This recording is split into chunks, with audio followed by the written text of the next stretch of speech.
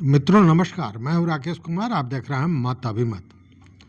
सुशासन की सरकार है और संवैधानिक अधिकारों पर हो रहा प्रहार है तो कैसे कह दूं सुशासन की सरकार है। जहां हाई कोर्ट लाचार है तो कैसे कह दूं सुशासन की सरकार है। ये कुछ कविता की पंक्तियां हैं और ये पंक्तियां हैं शिक्षक नेता एमएलसी बंशीधर ब्रजवासी की। आज उनका पहला भाषण था सदन में और सदन में अपने भाषण के दौरान उन्होंने ये बातें कही, कविता पाठ किया, गाना भी गाए और इन सारे चीज़ों के साथ उन्होंने शिक्षकों की आवाज़ को बड़ी प्रखरता से उठाया कि सुशासन की सरकार है और संवैधानिक अधिकारों पर हो रहा प्रहार है, तो मैं कैसे कह दूं सुशासन की सरकार। मतलब नेता, शिक्षक नेता अब विधानसभा के सदस्य हैं और वहाँ वो भाषण दे रहे थे। नेता बने कैसे? देखिए, अगर सच कहें तो बंशीधर ब्रजवासी को तो के पाठक का शुक्रगुजार होना चाहिए, या यूं कहे कि के पाठक ने अगर पृष्ठभूमि नहीं बनाई होती, वो धरती तैयार नहीं किया होता, तो ब्रजवासी आज विधान परिषद के सदस्य नहीं होते। कारण ये था कि के पाठक तत्कालीन एसीएस थे और उन्होंने तरह तरह के नियम कानून लगाए थे। उन्हीं के समय में बहालियां हुई थी बहुत बड़ी संख्या में। उसके बाद नियोजित शिक्षकों को विशिष्ट शिक्षक बनाए जाने के लिए परीक्षा की बात आई और परीक्षा का भी ब्रजवासी ने कस के विरोध किया। विरोध केवल उसी का नहीं, उसके अलावा जो काम कराए जा रहे थे, जो स्कूलों के पुनरुद्धार में जो काम कराए जा रहे थे, उसमें लूट खसोट की बात उन्होंने उठाई, छुट्टी को लेकर बातें उठाई, जो मीडिया या किसी अन्य के सामने शिक्षक बोलते थे, मतलब बोलने के अधिकार पर जो प्रतिबंध लगा जा रहा था, उस पर आवाज़ उठाई। और यह आवाज़ वो उठाते रहे लगातार के पाठक के निर्देश के विरुद्ध, और के पाठक और ब्रजवासी आमने सामने हो गए। तल्खियाँ इतनी बड़ी कि के पाठक ने कार्रवाई कर दी और के पाठक ने ब्रजवासी को हटा दिया। अब जब ब्रजवासी की सेवा समाप्त हुई तो ब्रजवासी को उनके सहयोगियों ने, उनके समर्थकों ने और स्वयं ब्रजवासी ने खुद को शिक्षकों के लिए शहीद का दर्जा दे दिया। मतलब कि शिक्षकों की लड़ाई अगर वो न लड़ते तो उनकी नौकरी नहीं जाती, मतलब वो इस तरह से शहीद नहीं होते। शहीद से मतलब यहाँ नौकरी को लेकर था और ये चर्चा भी वहाँ पे की गई थी। तो कहने का मतलब ये है कि अगर आज इतना ओजपूर्ण भाषण बंशीधर ब्रजवासी दे रहे हैं सदन में, तो इसके लिए तो उनको शुक्रगुजार होना चाहिए के पाठक का। चूँकि के पाठक अगर नहीं होते, उनको नहीं सेवा से हटाते, तो आज एमएलसी वो नहीं होते। चूँकि शिक्षकों का जब ये शहीद वाली बात आई कि उन्होंने शिक्षकों के लिए अपनी सेवा को दांव पर लगा दिया, तब शिक्षकों ने भी भर भर के उनको वोट दिया और अप्रत्याशित ढंग से वो जीते और एमएलसी बन गए। ये दूसरी बात है कि बंशीधर ब्रजवासी आज भी शिक्षकों की बात कर रहे हैं, उनकी बात उठा रहे हैं। लेकिन जिन मुद्दों को लेकर ये सारी लड़ाई हुई थी, उसमें एक बहुत बड़ा मुद्दा था और वो मुद्दा था सेवा निरंतरता का। मतलब वह नियोजित शिक्षक जो परीक्षा देने के बाद विशिष्ट शिक्षक बनेंगे, उनकी सेवा निरंतरता नहीं जोड़ी जा रही थी। कह दिया गया था कि सेवा निरंतरता नहीं जोड़ी जाएगी। उसके अलावा था कि उनको जिला बदर कर दिया जाएगा, जिला से बाहर कर दिया जाएगा, और आर्थिक रूप से भी जो डिमांड थी शिक्षकों की वह नहीं मानी जा रही थी। लेकिन कालांतर में दो मांगे तो मोटा मोटी मान ली गई थी। एक तो बाहर नहीं किया जाएगा जिले से, मतलब जिला बदर होने की कोई बात नहीं थी, और इसको लेकर विशिष्ट शिक्षक जब बने हैं लोग, तो जो जहाँ है वहीं रह गए। बाद में जिनको उस स्कूल से कहीं दूर जाना है या मनोवांछित कुछ स्थानांतरण चाह रहे हैं तो वो कार्रवाइयाँ चल रही है, उसको लेकर आवेदन मांगा गया था और उस पर काम चल रहा है। लेकिन जिला बदर होने वाली बात तो समाप्त हो गई थी और ये एक बहुत बड़ा मुद्दा था। लेकिन उससे भी बड़ा मुद्दा था सेवा निरंतरता का। तो देखिए, कल जो मंत्री महोदय ने, शिक्षा मंत्री सुनील कुमार ने जो घोषणा कर दी, उसके बाद शिक्षकों में हर्ष का माहौल है। हर्ष का माहौल इसलिए है कि सेवा निरंतरता को जोड़ा जाएगा। अब उन्होंने यह बयान देकर स्पष्ट कर दिया है, खुलासा कर दिया है कि जो शिक्षक अब विशिष्ट शिक्षक बन रहे हैं तो पहले उन्होंने जो सेवा नियोजित शिक्षक के रूप में दी है वह भी उनके सेवा अवधि में जुड़ेगा। मतलब सेवा निरंतरता रहेगी, नया सेवा वो नहीं माना जाएगा।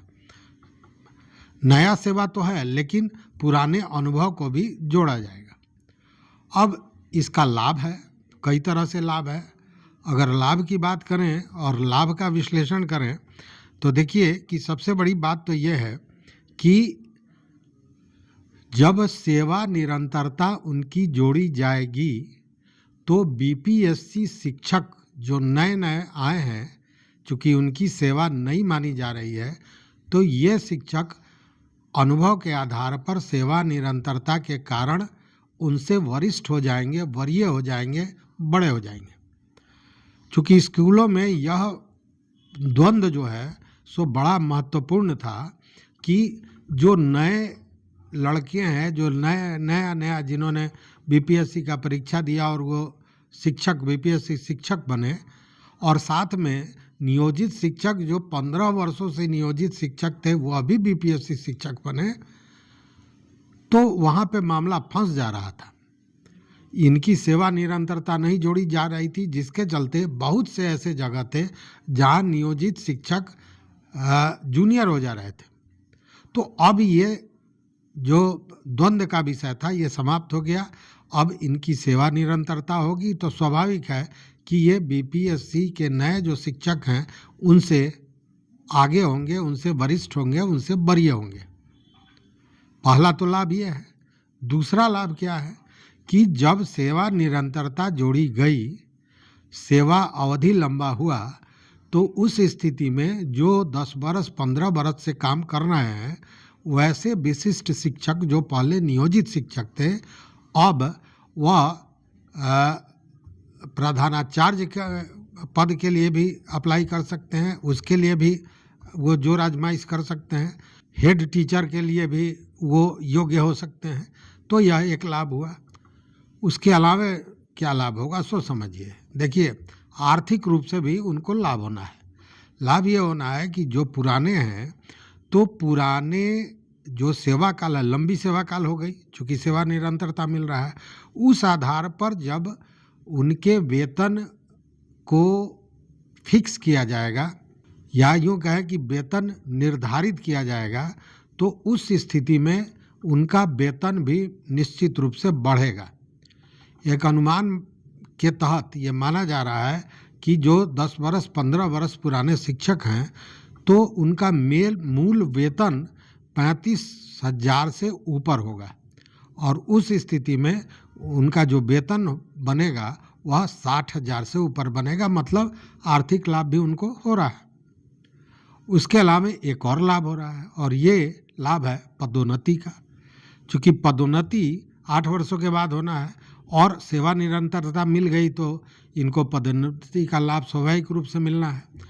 तो ये सारी चीज़ें मिल रही हैं इस घोषणा के बाद, जिसकी लड़ाई लगातार शिक्षक लड़ते रहे हैं और यही लड़ाई कहीं ना कहीं ब्रिजवासी को एमएलसी भी बनाया है। इसीलिए मैंने कहा कि बंशीधर ब्रिजवासी को तो शुक्रगुजार होना चाहिए के पाठक का, जिन्होंने उनके यह शिक्षक जीवन में एक यू टर्न ला दिया और उसके बाद आज वो सदन में भाषण दे रहा है।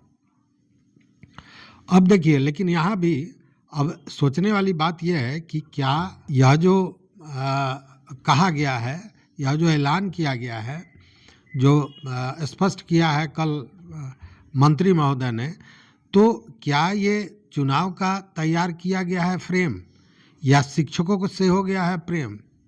बड़ा प्रश्न है। तो देखिए, ये टोटल चुनावी फ्रेम है। चुनाव के कारण देखिए, अब जैसे आपको याद होगा अभी ज़मीन सर्वे हो रहा था, और ज़मीन सर्वे था कि हर हाल में मार्च अप्रैल तक, जून तक पूरा कर लेना है, मतलब चुनाव के पूर्व पूरा कर लेना है। लेकिन उसके बाद जब विरोध शुरू हुआ, सरकार को लगा कि ये गले की हड्डी बन रही है, तो इस तरह का नियमावली और इस तरह की चीज़ें की गई कि बड़े आराम से अब चुनाव के बहुत बाद तक यह सर्वे चलेगा, और सरकार ने वो जो विरोध था उसको दबा दिया। उसी तरह सरकार को यह था कि जो शिक्षक, सरकारी शिक्षक हर गांव में, हर घर में हैं, अगर वो सरकार के विरोध में खड़े रहते हैं तो इसका कहीं ना कहीं खामियाजा चुनाव में सरकार को होगा। और यह बात केवल जदयू ही नहीं कर रही थी, भाजपा के लोग भी इन बातों पर चर्चा, जैसे भूमि सर्वे पर बजाबते खुल के भाजपा के लोगों ने कहा था कि इसका चुनाव पर बुरा असर होगा, इसलिए सरकार को इसको रोक देना चाहिए। जदयू के लोगों ने कहा था। इसी तरह शिक्षक मामले में भी बातें आ रही थी। तो अब वो चीज़ें समाप्त हो गई, लेकिन अभी भी खटका तो बना हुआ है। यह सारी व्यवस्था उन लोगों के लिए हुई है जो नियोजित शिक्षक से विशिष्ट शिक्षक बने हैं, लेकिन बहुत से ऐसे शिक्षक भी हैं जो नियोजित शिक्षक से बीपीएससी शिक्षक बन गए हैं। उन्होंने, वो नियोजित शिक्षक थे, बीपीएससी की परीक्षा दी TRE 1, TRE 2 में, और अब वो बीपीएससी शिक्षक बन गए। तो ये प्रावधान बीपीएससी शिक्षकों के लिए लागू नहीं है। उस स्थिति, चूँकि बीपीएससी के द्वारा जो परीक्षा ली गई है तो वो सीधे सरकारी है, तो सरकारी है तो उनकी सेवा नहीं मानी जा रही है।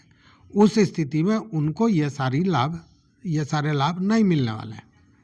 तो सरकार को यह भी चाहिए कि जब वैसे नियोजित शिक्षक जो विशिष्ट शिक्षक बने, उनको सेवा निरंतरता मिल गई, जिसके चलते ये सारे लाभ मिल रहे हैं, तो वैसे बीपीएससी शिक्षक जो नियोजित शिक्षक से आए हैं तो उनको भी सेवा निरंतरता देनी चाहिए, क्योंकि यह कहीं ना कहीं आपस में ही एक दूसरे को कंट्राडिक्ट कर रहा है। एक जगह आप दूसरे चश्मे से देख रहे हैं, दूसरे जगह दूसरे चश्मे से देख रहे हैं। इसलिए स्पष्ट यह मांग होनी चाहिए, और सरकार को भी करनी चाहिए कि जिस तरह विशिष्ट शिक्षकों को, जो नियोजित शिक्षक पूर्व में थे, उनको सेवा निरंतरता दी गई है, उसी तरह जो नियोजित शिक्षक बीपीएससी शिक्षक बने हैं उनको भी सेवा निरंतरता दी जानी चाहिए। अब देखने वाली बात है कि इस पर सरकार क्या करती है। और दूसरी बात, मैं बीपीएससी शिक्षकों से भी कहूँगा, अनुरोध करूँगा कि उनको भी यह बात पूरे पुरजोर तरीके से उठाना चाहिए, क्योंकि यह समय है, यह मौका है। अरे भाई, चुनाव है, और जब चुनाव होता है तो केवल सरकार या पार्टियां एक ही चीज़ देखती हैं, बाकी कुछ भी नहीं देखती हैं, और वो वोट का चोट कैसे बर्दाश्त करेगी।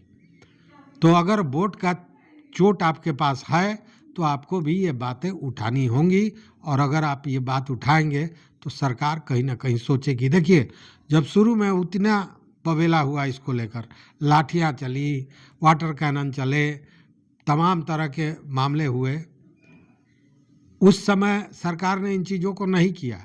उस समय यही पदाधिकारी थे, यही कर्मचारी थे, सारे लोग यही थे, तब इस तरह की सोच नहीं थी। लेकिन जब चुनाव नज़दीक आया है तो सोच बदल गया है, चूँकि समय, परिस्थिति, काल के अनुसार सारी चीज़ें होती है, और अभी समय, परिस्थिति सरकार के लिए चुनाव का है, और कहीं वह काल न बन जाए, इसके लिए ये सब काम हो रहा है।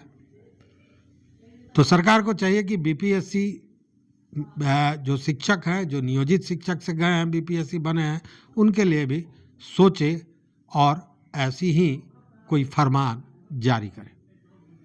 इसी आशा के साथ बहुत बहुत धन्यवाद। देखते रहिए मत अभिमत। मित्रों, चैनल पर नए हो तो सब्सक्राइब कीजिए, लाइक कीजिए, दोस्तों के साथ शेयर कीजिए और अपना विचार जरूर दीजिए। बहुत बहुत धन्यवाद, कोटिशाह आभार।